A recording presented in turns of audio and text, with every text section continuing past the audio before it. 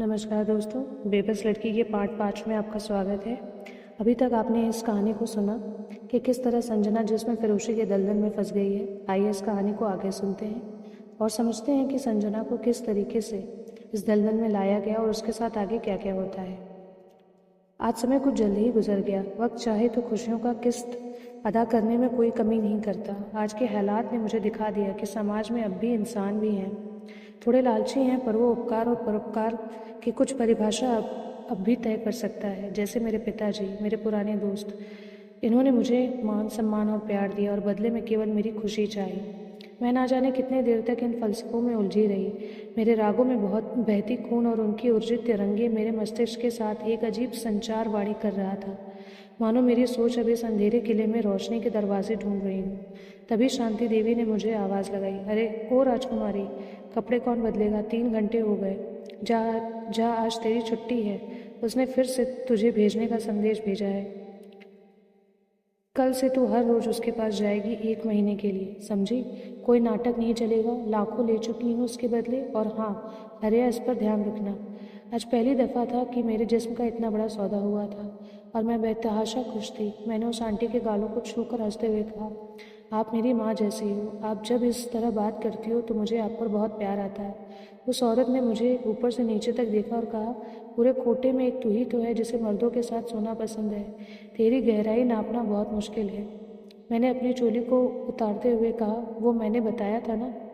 उनके गालों में उनके गालों में अपना सीना और अपने सीने में उनका हाथ। हम दोनों हंसने लगे। तभी मैंने कपड़े बदलते हुए कहा, आंटी आपसे एक बात कहनी थी, अगर आप बुरा ना मानो तो।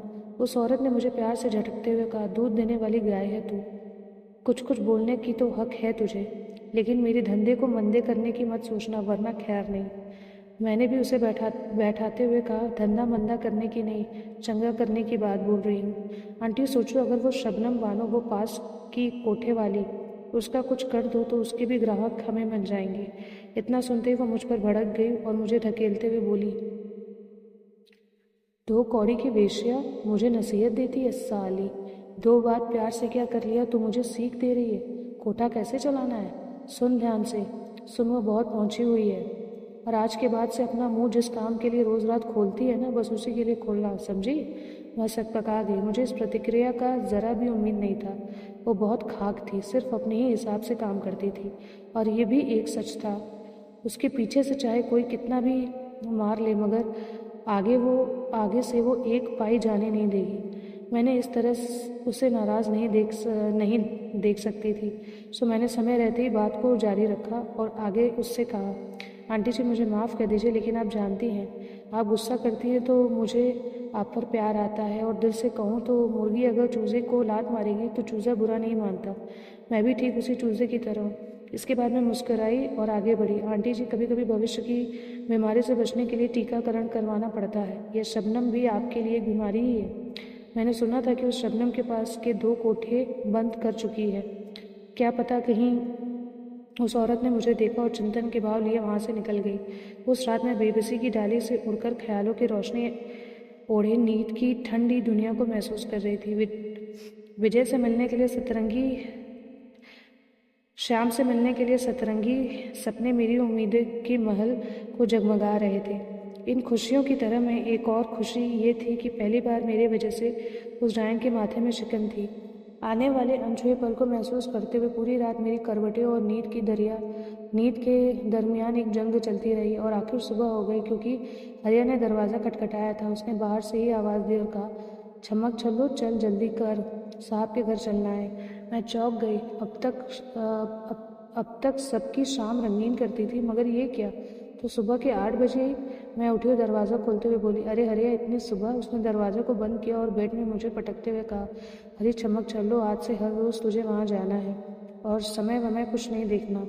जब साहब का फ़ोन आएगा तुझे वहाँ ले जाना होगा, लेकिन एक बात है, सुनकर तुझे तकलीफ़ होगा। मैं डर गई और झट से पूछा, क्या बात? उसने कहा, अगले 1 महीने तुझे बस उसे ही खुश करना है। मैं तेरे साथ नहीं सो पाऊँगा।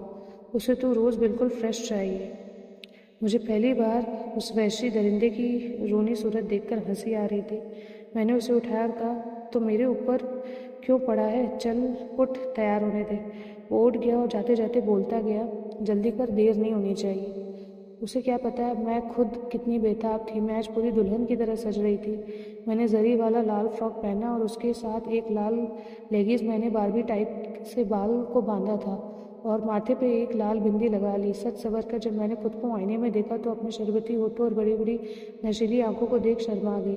हरिया ने जब मुझे देखा तो अपनी मोहब्बत के नजराने के तौर पर मुझे अपनी एक गंदी सी मुस्कान दी और कहा, अरे चमक चलो, आज तो कयामत लग रही है। ना कहने के बाद उसने मेरी तरफ अपना हाथ बढ़ाया। मैंने भी एक फीकी मुस्कान के साथ उसका हाथ थामे उस डरावने कोठे से उस राक्षस के संग कार तक पहुंच गई। हरिया रास्ते भर मेरी उंगलियों को सहलाता रहा और आखिर में उस खूबसूरती दुधिया हवेली में पहुंच गई।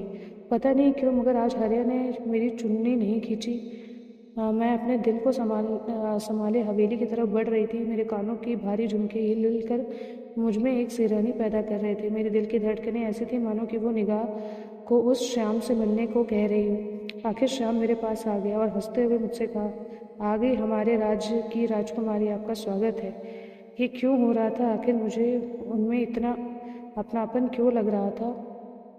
अब मैं उसके साथ बैठी थी, तभी श्याम ने कहा, तुम वाकई में खूबसूरत हो। तुम्हारी आंखें कह रही हैं कि तुम रात भर सोई नहीं हो। मैं शर्मा रही थी तो उसने बात बदलते हुए मुझसे कहा, आखिर उस दलदल में फंसी कैसे? मैंने अपनी शर्म की चादर समेटे हुए अपना मौन व्रत तोड़ा और मेरे जीवने इसके आगे रख दी। हमने ढेर सारी बातें की और फिर उसने मुझसे कहा, अगर तुम वहाँ से निकलना चाहती हो तो मैं तुम्हारी हर संभव मदद करूँगा। उसने एक पंछी से उसकी आज़ादी की राय पूछी। मैं तड़प उठी और रोने लगी। उसने किसी अपने की तरह मुझे अपने सीने से लगाया और मेरी जुल्फ़ों को सहलाते हुए कहा, मैं तुम्हें वहाँ से निकलने में मदद करूँगा। वादा रहा। मैं उसके एकदम करीब थी। मैंने अपने आंसुओं पे काबू पाते हुए कहा, यह मुमकिन नहीं है। उनकी पहुंच सरकारी लोग और प्रशासन तक है। मुझे अब आदत हो गई है। विजय मुझे निहार रहा था, मेरी ना खत्म होने वाली बातें सुन रहा था और इस तरह देखते ही देखते सुबह से शाम हो गई। उसने मुझे वादा किया था कि और हल्का मन लिए मैं कार में वापस बैठ चुकी थी और हरिया शायद वहाँ सीट में सो गया था। वो हड़बड़ाकर उठते हुए अपनी हथेली मेरे तरफ बढ़ा दी। मैंने कहा, हरिया साहब ने आज भी कुछ भी नहीं दिया, मगर मेरे पास एक आइडिया है, लेकिन ले ये मेरा गला पहले ही दबा ले जितना दबाना है। उसने गुस्से में पहले तो मुझे देखा और कहा, इस साले सेठ को तेरा मज़ा मिल गया है, अब कुछ नहीं देगा। उसने मालकिन को पूरे महीने की नकदी दे दिया है। मैंने फिर से कहा, हरिया सुन, हमारे पास भी ढेरों पैसे आ सकते हैं, बस मालकिन को। उसने कुछ नहीं कहा तो मैंने आगे कहा, मैं क्या हूँ, एक दो कौड़ी के धंधे वाली, और तुम उस मालकिन के कुत्ते जैसे, सोचो कुछ पैसे भी।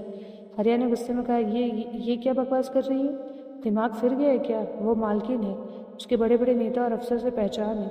और मैंने बीच में ही टोकते हुए कहा, तो क्या हुआ? अगर वो मर गई तो वो सब हमारे पहचान वाले हो जाएंगे। पैसे में बहुत ताकत होती है हरिया। मालकिन के बाद सब हमारा होगा, हम राज करेंगे। अगर डरते रहे तो नीला आसमान वाला भी हंसेगा कि खेती और मेहनत इन बेवकूफ़ों का है और फसल की कमाई वो डायन खा रही है। मैं देख रही थी कि हरिया के शैतानी दिमाग में मेरी सलाह अपनी घरौंदे की बुनियाद डाल चुकी थी।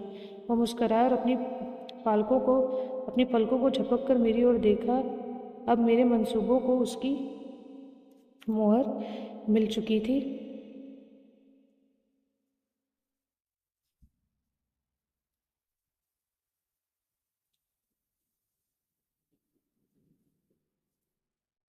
आज शाम से मेरी 5वीं मुलाकात होने वाली थी।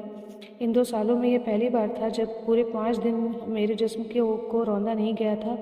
रोज़ की तरह हरिया गाड़ी चला रहा था और मैं उसके बगल में बैठी अपना मेकअप को टच दे रही थी। हरिया आज बहुत उदास लग रहा था क्योंकि सुबह से उसने मुझसे बात नहीं की थी।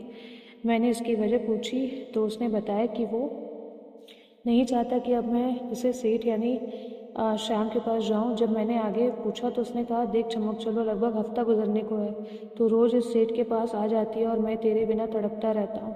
मैं नहीं चाहता कि तुम इस तरह रोज़ उसके पास जाओ। मैंने उसे रोकते हुए कहा, हरिया बस कुछ दिनों की बात है। वैसे भी मेरे म्यान में सिर्फ तुम्हारी तलवार रहेगी, चिंता क्यों करते हो? उसने तपाक से कहा, चिंता क्यों ना करूं, 5 रोज हो गए। मैं सोच या समझ नहीं पा रहा हूँ कि उस मालकिन को कैसे ख़त्म करूँ। वो मुझ पर बहुत भरोसा करती है। अगर वो मरी तो पूरे सबसे पहले मुझ पर ही शक करेगी। मैं हंसने लगी तो वो मुझे तिरछी निगाहों से देखने लगा और पूछा, चमक चलो, हंस क्यों रही हो? मैंने कहा, तू चिंता मत कर, मैंने सोच लिया है। वो तुम पर भरोसा करती है, उसका ज़्यादा भरोसा ही उसकी जान लेगा। उसके बाद मैंने उसके बाद मैं मन में सोची, जैसे उसके भरोसेमंद कुत्ते ने मुझे इस दलदल में ढकेला, अब मैं उसी के भरोसेमंद कुत्ते से उसको कटवाऊंगी। तभी हरिया ने मुंह बीच कर कहा, मगर कैसे? मैं मुस्कुराई और बोली, आते वक्त बताऊंगी। वो देखो शेठ जी की हवेली आ गई है। मैं कार से उतर रही थी तो हरिया ने आवाज़ देकर कहा, चमक चलो जल्दी आओ। मैंने इस बार एक सच्ची मुस्कान दी और हवेली की तरफ बढ़ गई। रोज़ की तरह श्याम मेरा इंतज़ार कर रहा था। मैंने उसे देखते ही कहा, श्याम आज 5 दिन हो गए हैं, आपने अपनी दाढ़ी नहीं बनाई और इतने बुझे बुझे से क्यों हो? चलो जल्दी जल्दी नहा लो, चलो चलो। श्याम बस मुस्कुरा रहा था, लेकिन मेरे अंदर अचानक से जज्बातों भरी लहरों की कई ज्वार उठने लगी। मैंने एक झटके में महसूस किया था कि मैं अपने हद से, अपनी हैसियत से और अपनी किस्मत से कुछ ज़्यादा ही हक जताने की कोशिश कर रही हूँ। मैं खुद को झकझोरने की कोशिश करने लगी। मैंने खुद के जज्बातों को संभालते हुए श्याम से कहा, श्याम, मैंने आप पर कुछ ज़्यादा ही हक जता दिया है। इतना हक मुझे जताने का कोई अधिकार नहीं है। क्या करूँ, मेरे सीने में है तो आखिर एक लड़की का दिल। घर बार संवारना हम लड़कियों की एक प्राकृतिक प्रवृत्ति है। मुझे माफ़ कर दीजिए, मैं भूल गई थी कि मैं उस सरिया का कूड़ा हूँ जो जिस समाज में रहेगी बीमारी फैलाएगी। श्याम ने मेरा हाथ पकड़ा और ज़ोर से खींचते हुए ले गया और अंदर अपने बेड में झटके से बैठा दिया और कहा, सुनो संजना, कमल ज़रूर कीचड़ों में खिलता है। माना कि उसकी जड़ें उन कीचड़ में होती है, मगर जब वो कमल मुखर होकर खिलता है तो उसकी शीलता, सुंदरता और पवित्रता, इसमें कोई फ़र्क नहीं पड़ता। हम भगवान के चरणों में उसे अर्पित करते हैं, क्योंकि भगवान भी जानते हैं कि उसमें लक्ष्मी वास करती है। तुम वही कमल हो संजना। सच कहूँ तो मन ही मन तुम्हारी पूजा करने लगा हूँ, और पूजा हम उसी की करते हैं जिस पर हमारी श्रद्धा होती है, जिसे हम प्यार करते हैं। भले दूसरे आंचल में कई दाग हो, मगर फिर भी इसने तुम्हारे अंदर की देवी को नहीं होने दिया है। शाम की बातें सुनकर मेरी आंखें डबडबा गई। मैं खुद को रोक नहीं पा रही थी। आखिर एक लंबी सिसकी से मेरी आंखों की पलकें झपक गई। मेरी डबडबाई आंखों की मान टूट गई और मेरे आंसू छलक कर बेजार बहने लगे। मैं कुछ बोलना चाहती थी, मगर मेरे होंठ कपकपा रहे थे। पर शायद शाम मेरी आंखों में झांक कर मेरे दिल में दफन मेरे एहसासों को और उसमें छुपी तन्हाई को पढ़ रहा था। उसने अपने घुटने में बैठते हुए मेरे दोनों बाजुओं को पकड़कर कहा, संजना, क्या तुम मेरी हकीकत बनोगी? मैं तुम्हें बेपनाह चाहने लगा हूँ। तुम्हारी पूरी जिंदगी की हर एक पल से मुझसे प्यार हो गया है। अब तुम्हें ही मुझे मेरा वजूद दिखता है। उसकी आंखों में भी आंसू थे। फिर उसने मेरे दोनों हाथों को अपने गालों में रखकर कहा, वो मूरत की देवी, मैं इतने देर से तुम्हारे दिल का द्वार खटखटाते रहा हूँ, अब तो रहम कर लो। मेरी कांपती होठों में एक गहरी मुस्कान थी। मेरे आंसू मेरे लबों में फैल गए थे। मैं सिहर उठी थी। मैं अभी कुछ बोल नहीं पा रही थी, बस जोर से हाँ में सर हिलाते हुए उसके बहते हुए आंसू पोंछने लगी। उसने मुझे अपने बाहों में भर लिया। मैं पागलों की तरह उससे लिपट रही थी, उसे चूम रही थी, और मैं तब तक फूट फूट कर रोने लगी थी। श्याम ने अपने हाथों से मेरे आंसू पूछा और कहा, संजना, चाहें जो कीमत चुकानी पड़े, अब मैं तुम्हें इस घिनौनी दुनिया में वापस नहीं जाने दूंगा। मैंने उसके लबों को जोर से चूमा और कहा,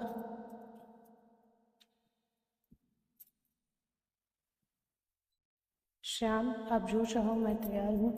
मेरी हस्ती भी मिटा दो तो मैं मिटने को तैयार हूँ।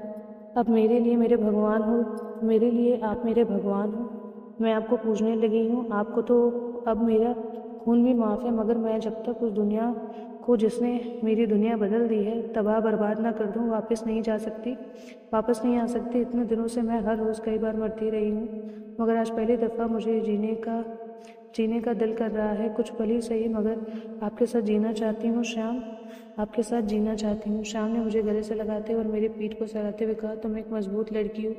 मैं तुम्हारे हर भावना की कदर करता हूँ संजना, पर मेरे इस चौखट को उस दिन का इंतज़ार रहेगा जब तुम आओगी और वापस लौट कर फिर कभी ना जाओगी। उसके बाद मैंने आहिस्ता आहिस्ता श्याम के हाथ से अपना हाथ अलग किया और वापस जाने लगी।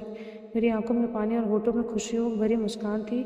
मैंने श्याम से कुछ दूर चौखट तक बढ़ी, मगर खुद को रोक न पाई और वापस दौड़कर उससे ऐसे गले से लगा लिया मानो मैं जुदाई के बाद मर ना जाऊं। श्याम ने मुझे अलग किया और कहा, जाओ संजना, मैं तुम्हारे साथ हूँ हर पल, हर हाल में। मैं खुद के जज्बातों पर काबू पाते हुए कार में वापस बैठ गई। हरिया ने मुझे देखा और कहा, चमक चलो, तुम्हारी आंखें भीगी हुई हैं। क्या उसने आज ज़्यादा ज़बरदस्ती की? मैंने मुस्कुराते हुए कहा, हाँ, मैं कर भी क्या सकती थी हरिया। मुझे तुम्हारे साथ जीवन बिताना है, मैं तुम्हारी रखैल बनकर रहूँगी, मगर इस तरह अब और नहीं हो सकता लोगों के साथ। हरिया के चेहरे में गुस्सा था और मेरे मन में आग। मैंने हरिया से एक जगह कार रोकने के लिए कहा। मैं उतरी और एक मेडिकल स्टोर से एक दवा लेकर आई। हरिया ने पूछा, क्या है ये, किस काम की दवा है ये? मैंने मुस्कुराते हुए कहा, हरिया मैंने कहा था ना आते समय उस डायल का क्या करना है बताऊंगी। ये देख, इस दवा को, ये हमारे लिए अमृत है, उस शांति देवी के लिए जहर है। हरिया घबरा गया और हकलाकर बोलने लगा, जहर? मैं फंस जाऊंगा चमक चलो। मैंने हरिया के लबों में हाथ रखते हुए कहा, चुप रहो, ये होम्योपैथी की दवा है, बस रोज़ 2 बूंद उस डायल को पान में डालकर खिला दिया करो। वो आहिस्ता आहिस्ता और तड़प तड़प कर कुछ 15 से 20 दिनों में कई बीमारियों से घिर कर मर जाएगी। और हाँ, इस दवा को ट्रेस नहीं किया जा सकता है, ये शरीर के जीन तोड़ देती है। और हरिया का मुंह खुला का खुला रह गया और उसने मुझे पूछा, माँ कसम इतना ज्ञान आया कहाँ से मेरी रानी? मैंने हरिया को आंख मारते हुए कहा, हरिया तेरी चमक चलो बहुत पढ़ी लिखी है, अब देखता जा क्या होता है। इसी के साथ दोस्तों आज की कहानी में इतना ही। मिलते हैं बेबस लड़की के अगले भाग में और देखते हैं कि जो प्लान संजना ने बनाया था अपनी मालकिन को ख़त्म करने के लिए, क्या वो उसमें कामयाब हो पाती है? क्या वो अपनी एक नई ज़िंदगी की शुरुआत कर पाती है? क्या वो इस दलदल से बाहर निकल पाती है? मिलते हैं बेबस लड़की के पार्ट 6 में। इसी के साथ दोस्तों अगर वीडियो पसंद आए तो वीडियो को लाइक शेयर सब्सक्राइब ज़रूर करें। मिलते हैं अगली वीडियो में। धन्यवाद।